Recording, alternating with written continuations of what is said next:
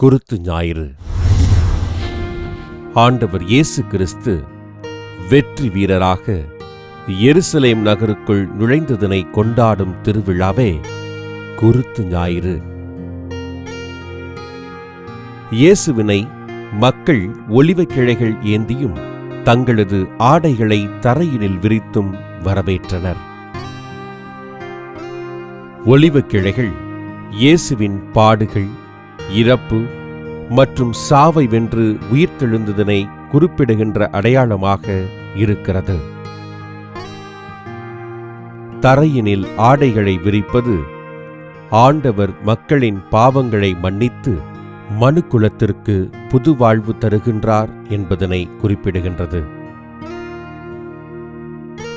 யோர்தான், இஸ்ரேல் நாடுகளில் ஒலிவ மரக்கிளைகளும் போலந்து நாட்டில் செயற்கை குருத்தோலைகளும் பயன்படுத்தப்பட்டு அதில் நீண்ட குருத்தோலைக்கு பரிசு வழங்கப்படுகிறது.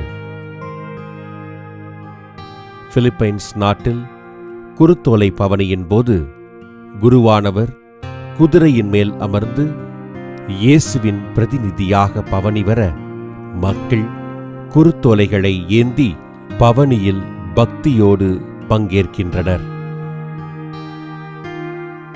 கிபி 3ஆம் நூற்றாண்டில் சிரியா மற்றும் எகிப்து நாடுகளில் குருத்து ஞாயிறு முதலாக கொண்டாடப்பட்டு 9ஆம் நூற்றாண்டில் ரோமை மற்றும் உலக நாடுகளில் கொண்டாடப்பட்டு வருவதாக திருச்சபையின் வரலாறு பதிவு செய்கின்றது. புனித வாரத்தின் தொடக்க தினமான குருத்து ஞாயிறை கொண்டாடுகின்ற நாம் ஆண்டவரின் பாடுகளில் பங்கேற்று நம்முள் புரையோடியிருக்கும் நமது பாவங்களை ஆண்டவர் மன்னிக்கும்படியாக ஜெபிப்போம்.